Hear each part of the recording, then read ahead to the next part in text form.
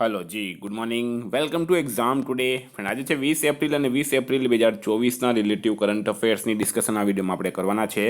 તો છેલ્લે સુધી વિડીયો સાથે બની રહેજો. કરંટ અફેર્સ ઇમ્પોર્ટન્ટ ટોપિક છે, દરેક એક્ઝામમાં પ્રશ્ન પૂછવામાં આવે છે. મિત્રો, ટોપિક પર આવીએ. 20 એપ્રિલ 2024, ક્વેશ્ચન નંબર 1 છે. હાલમાં વિશ્વ વિરાસત દિવસ ક્યારે મનાવવામાં આવ્યો? તો મિત્રો, વાત થઈ છે આ વિશ્વ વિરાસત દિવસની. એ દર વર્ષે 18 એપ્રિલે મનાવવામાં આવે છે અને હેરિટેજ ડે તરીકે પણ ઓળખવામાં આવે છે. 18 એપ્રિલ રાઈટ આન્સર થશે. મિત્રો, હાલમાં 17 એપ્રિલે વિશ્વ હિમોફિલિયા દિવસ, 16 એપ્રિલે વિશ્વ અવાજ દિવસ, 15 એપ્રિલે વિશ્વ કલા દિવસ, 14 એપ્રિલે વિશ્વ ચગાસ રોગ દિવસ, 13 એપ્રિલે જલિયાવાલા બાગ નરસંહાર દિવસ અને 12 એપ્રિલે માનવ અંતરિક્ષ ઉડાનનો આંતરરાષ્ટ્રીય દિવસ મનાવાયો. તમામ દિવસ ઇમ્પોર્ટન્ટ છે, યાદ રાખો. હાલમાં અયોધ્યામાં શ્રી રામ સૂર્ય તિલક કાર્યક્રમમાં કઈ ભારતીય સંસ્થાએ અહમ ભૂમિકા નિભાવી છે? તો મિત્રો, રામનવમી પર તમને ખ્યાલ હશે, ભગવાન શ્રી રામનું જે મંદિર છે અયોધ્યામાં, ગર્ભગૃહમાં જે ભગવાન શ્રી રામની મૂર્તિ છે, એમના મૂર્તિના મસ્તિષ્ક પર સૂર્ય તિલક જે છે મિત્રો, એ કાર્યક્રમ રાખવામાં આવ્યો. સૂર્યના સીધા કિરણો એમના મસ્તિષ્ક પર પાડવામાં આવ્યા અને એનો તિલક કરવામાં આવ્યો ભગવાન શ્રી રામનો. તો આ જે મિત્રો પ્રોગ્રામ હતો, આ જે કાર્યક્રમ હતો, એને માટે અહમ ભૂમિકા નિભાવી છે ઇન્ડિયન ઇન્સ્ટિટ્યૂટ ઓફ એસ્ટ્રોફિઝિક્સ દ્વારા. સ્ટાર માર્ક કરજો મિત્રો, ખૂબ જ વધારે ચર્ચામાં હતો આ કાર્યક્રમ, એટલે તમારા માટે ઇમ્પોર્ટન્ટ રહેશે. હાલમાં કયા દેશે દુનિયાનું સૌથી શક્તિશાળી લેઝર બનાવ્યું છે? તો દુનિયાનું સૌથી શક્તિશાળી લેઝર કોણે બનાવ્યું? તો ફ્રેન્ડ, રાઈટ આન્સર થશે આમાં રોમાનિયા. રોમાનિયાએ બનાવ્યું છે. સ્ટાર માર્ક કરજો, આ પણ ઇમ્પોર્ટન્ટ રહેશે. હાલમાં વર્લ્ડ ફ્યુચર એનર્જી સમિટ 2024નું આયોજન ક્યાં કરાયું છે? તો વર્લ્ડ ફ્યુચર એનર્જી સમિટ 2024 એનું આયોજન કરાયું છે મિત્રો, કઈ જગ્યાએ? અબુધાબી ખાતે. હાલમાં અબુધાબી ખાતે. અબુધાબી ક્યાં આવેલું છે? દુબઈમાં આવેલું, સોરી યુએઈમાં આવેલું છે. યુએઈનું પાટનગર છે મિત્રો અબુધાબી. વિદ્યાર્થી મિત્રો, specially Gujarat police constable PSI LRD માટે એક્ઝામ ટુડેનું લેટેસ્ટ એક વર્ષનું કરંટ અફેર સાથે નેશનલ ગેમ્સ, કોમનવેલ્થ ગેમ્સ, ટી20 world cup, FIFA world cup, Olympic, Paralympic, Covid, IPL, GI tag, બદલાયેલા નામ, ભારત ગુજરાતના વર્તમાન પદાધિકારી, પુસ્તક લેખક, company CEO, brand ambassador, awards GK, sports GK, G20 summit, Ayodhya GK જેવી ટોટલ અલગ અલગ ટોપિકની 44થી વધારે કરંટ અફેર્સની પીડીએફ, છેલ્લા એક વર્ષની લેટેસ્ટ કરંટ અફેર્સની પીડીએફ, 10,000થી વધારે પ્રશ્નોનો સમાવેશ. તો મિત્રો, પીડીએફ માટે માત્ર 250 રૂપિયા 9510411961 પર ગૂગલ પે, ફોનપે, પેટીએમ કંઈ પણ કરો, સ્ક્રીનશોટ મોકલી આપો. 2 મિનિટમાં પીડીએફ મળી જશે. ગઈ તમામ એક્ઝામમાં 100% કરંટ અફેર આપણું પૂછાયું છે. હાલમાં 3 દિવસીય સેતો મચ્છિદ્રનાથ રથયાત્રા ક્યાં સંપન્ન થઈ? તો 3 દિવસીય સેતો મચ્છિદ્રનાથ રથયાત્રા મિત્રો એ સંપન્ન થઈ છે કાઠમાડું ખાતે. ક્યાં સંપન્ન થઈ? કાઠમાડું ખાતે થઈ છે. કાઠમાડું ખાતે સંપન્ન થઈ. કાઠમાડું નેપાળનું પાટનગર છે અને સેતો મચ્છિન્દ્રનાથ જે છે મિત્રો, એને વરસાદના દેવતા તરીકે ઓળખવામાં આવે. હાલમાં ક્યાં ટેગોર ઓન ધ પદ્મા બોટનું આયોજન કરાયું? તો ટેગોર ઓન ધ પદ્મા આ બોટનું આયોજન કરવામાં આવ્યું છે મિત્રો હાલમાં બાંગ્લાદેશ ખાતે. બરાબર, બાંગ્લાદેશ ખાતે કરવામાં આવ્યું. હવે વાત કરીએ આપણે બાંગ્લાદેશ. બાંગ્લાદેશનું કેપિટલ છે ઢાકા, કરન્સી છે ટકા, બાંગ્લાદેશના પીએમ છે શેખ હસીના, રાષ્ટ્રપતિ છે મિત્રો મોહમ્મદ શાહબુદ્દીન. હાલમાં બાંગ્લાદેશના વડાપ્રધાને મુસ્લિમ દેશો માટે સાજા મુદ્રાની વકાલત કરી. બાંગ્લાદેશમાં 2 દિવસીય નજરુલ ઉત્સવ શરૂ થયું. ખાસી સ્વતંત્રતા સેનાની યુ તિરોટ સિંઘની પ્રતિમાનું અનાવરણ ઢાકામાં કરાયું. બાંગ્લાદેશે અંડર-19 એશિયા કપનો હાલમાં ખિતાબ જીત્યો છે. ભારત અને બાંગ્લાદેશની નૌસેનાએ બોંગો સાગર 23નું હાલમાં આયોજન કર્યું છે. હાલમાં ક્યાંની તિરંગા બરફીને જીઆઈ ટેગ મળ્યો? તો તિરંગા બરફીને મિત્રો જીઆઈ ટેગ મળ્યો છે અને કઈ જગ્યાની છે? તો એ છે મિત્રો કઈ જગ્યાની? વારાણસીની. બરાબર, વારાણસીની તિરંગા બરફીને હાલમાં જીઆઈ ટેગ મળ્યો છે. વારાણસી, બનારસ. મિત્રો, વાત કરીએ આપણે વારાણસીની. હા, તો મધ્યપ્રદેશની જીઆઈ ટેગની વાત કરીએ તો મધ્યપ્રદેશની ગોંડ પેઇન્ટિંગને હાલમાં જીઆઈ ટેગ મળ્યો. મથુરાની પ્રસિદ્ધ સાંજી ક્રાફ્ટને જીઆઈ ટેગ મળ્યો. અસમની માંજુલી મુખોટા અને પાંડુલિપિ પેઇન્ટિંગને જીઆઈ ટેગ મળ્યો. ત્રિપુરાની આદિવાસી પોશાક રીશાને હાલમાં જીઆઈ ટેગ મળ્યો. ઓડિશાની સિલ્વર ફિલિગ્રીને જીઆઈ ટેગ મળ્યો. અયોધ્યાના બેસનના લાડુને જીઆઈ ટેગ મળ્યો અને ઓડિશાની રેડ આંટ ચટણીને હાલમાં જીઆઈ ટેગ મળ્યો છે.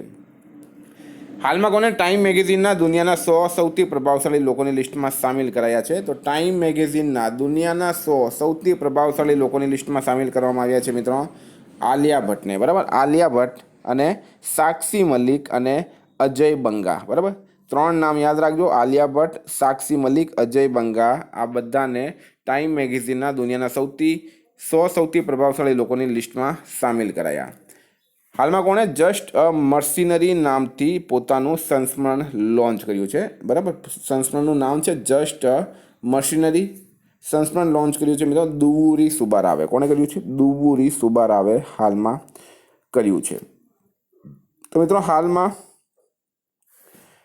પુસ્તકની વાત થઈ તો ભૂપેન્દ્ર યાદવે મોદી એનર્જાઇઝિંગ અ ગ્રીન ફ્યુચર નામની પુસ્તકનું વિમોચન કર્યું. ચિત્રા બેનર્જીએ uncommon love the early life of Sudha and Narayan મૂર્તિ પુસ્તક લખી.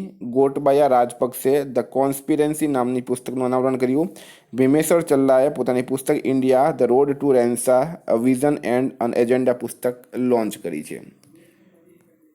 IWF વર્લ્ડ કપ 2024માં વિદ્યારાણી દેવીએ કયો મેડલ જીત્યો? તો મિત્રો વાત થઈ છે IWF વર્લ્ડ કપ 2024. આમાં વિદ્યારાણી દેવીએ ભારોત્તોલનમાં બ્રોન્ઝ મેડલ જીત્યો છે.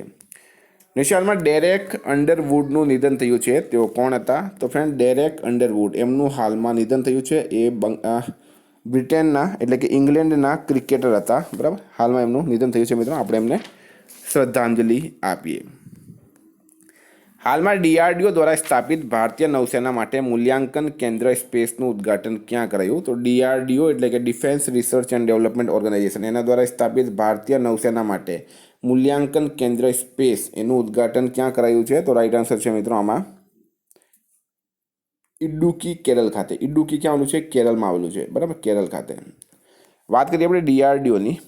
DRDOની સ્થાપના 1958માં થઈ. એનું હેડક્વાર્ટર ન્યૂ દિલ્હી ખાતે આવેલું છે અને ચેરમેન છે મિત્રો સમીર વી કામત.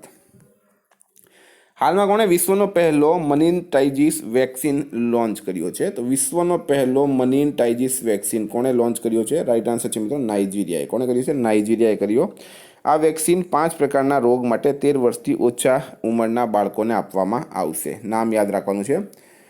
હાલમાં એપલ અને ક્લીન મેક્સે કયા દેશમાં નવીકરણીય ઉર્જા માટે કરાર કર્યો છે? તો એપલ અને ક્લીન મેક્સ, બરાબર. આ બંને મિત્રો સોફ્ટવેર કંપની છે, ટેકનોલોજીવાળી કંપની છે. આ બંનેએ નવીકરણીય ઉર્જા માટે ભારત સાથે એટલે ભારતમાં નવીકરણીય ઉર્જા માટે હાલમાં કરાર કર્યો છે.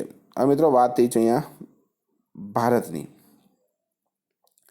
તો ભારત એશિયામાં સૌથી વધારે વિદેશી ફંડનું આકર્ષણ કરતા બન્યો. દુનિયાનો બીજો સૌથી મોટો મોબાઈલ ફોન ઉત્પાદક ભારત બન્યો.